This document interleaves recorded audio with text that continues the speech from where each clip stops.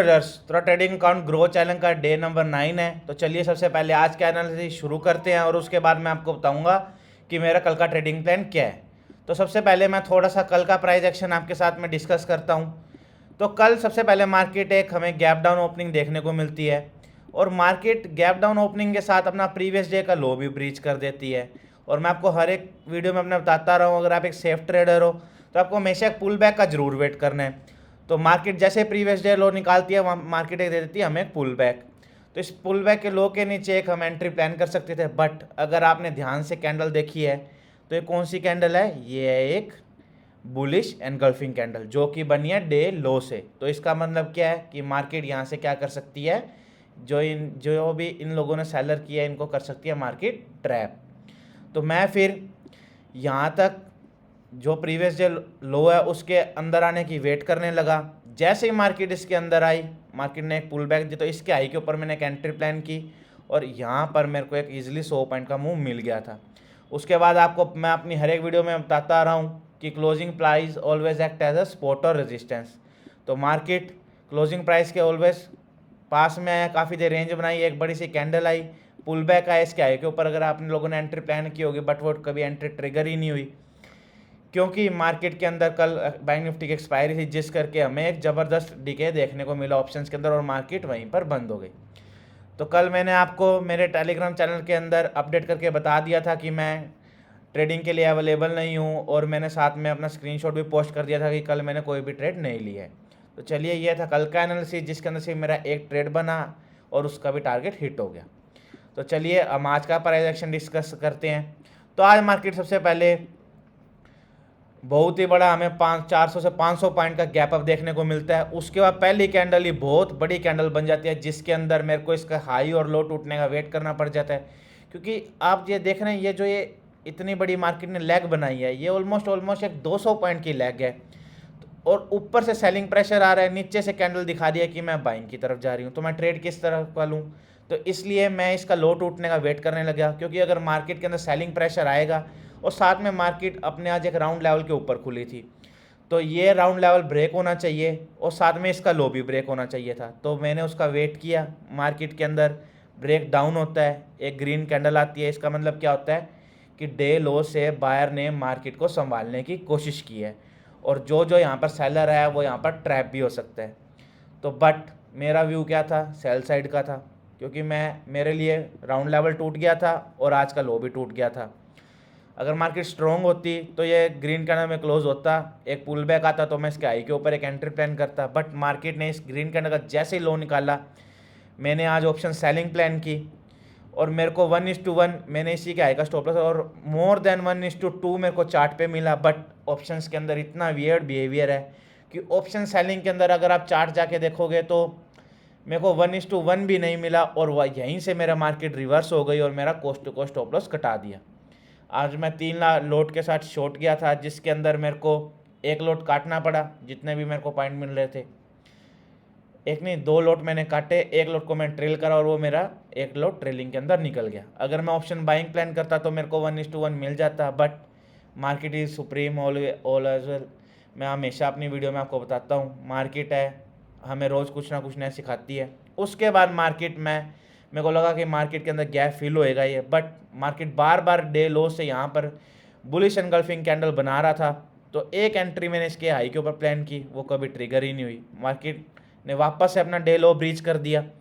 फिर से मार्केट के अंदर एक बुलिश एनगल्फिंग कैंडल हमें देखने को मिलती है, बट अगर आप ध्यान से चार्ट को देख पा रहे हैं तो यहाँ पर क्या है, मार्केट के अंदर एक रेंज बन चुकी थी, जिसके अंदर सिर्फ नॉर्मली स्पाइक आ रहे थे। वो रेंज थी 800 से लेके 47,900 की। तो मैं इस रेंज को ब्रेकआउट होने का वेट करने लगा। जैसे मार्केट एक ब्रेकआउट करती है, एक हमें पुल बैक कैंडल देती है, तो इस पुल बैक के कैंडल के हाई के ऊपर मैं एक ट्रेड प्लान करता हूँ और यही सेम ट्रेड मैंने आप लोगों को भी शेयर किया था। वो ट्रेड था 48,100 की कॉल के अंदर हमें 299 रुपीज़ के ऊपर हमें एक एंट्री प्लान करनी थी। 29 रुपीज़ का सिर्फ स्टॉप लॉस आ रहा था और इसके अंदर हमें 44 से 45 पॉइंट का target with in single candle देखने को मिल जाता है।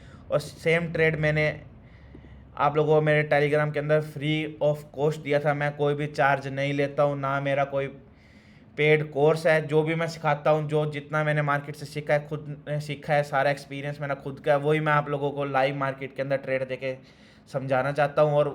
और जो उसका लॉजिक है यही था कि डे लो से सेलर ट्रैप।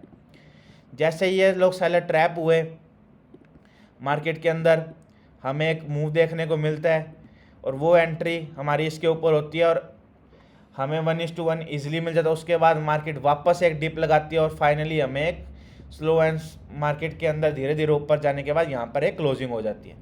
तो डे 9 के ऊपर आज मेरे को ओवरऑल 662 रुपीज़ का प्रॉफिट हुआ है, जिसके अंदर से मैंने एक वो पुट शॉर्ट ही प्लान, कॉल शॉर्ट ही प्लान की थी। इसके अंदर कॉल शॉर्ट के अंदर मेरे को 1:1 नहीं मिला, जिस करके मेरे को चार्ट के ऊपर टारगेट मिलने के कारण इसके अंदर मेरे को एग्जिट प्लान करनी पड़ी। और अब आप लोग सोच रहे होंगे कि मैंने क्यों नहीं ट्रेड लिया, क्योंकि मैं जब ये ट्रेड ट्रिगर होने वाला था मेरे को कोई पर्सनल काम आ गया था, जिस करके मैं एंट्री नहीं ले पाया। और आप टाइमिंग भी देख सकते हैं कि ये जो ट्रेड है वो 1:30 के ऊपर ट्रिगर हो गया था, जबकि मैंने आपको अपडेट किया 1:33 के ऊपर। तो 3 से 4 मिनट का डिफरेंस रह गया, नहीं तो ये ट्रेड मैं भी आपके साथ एक एंट्री प्लान करता।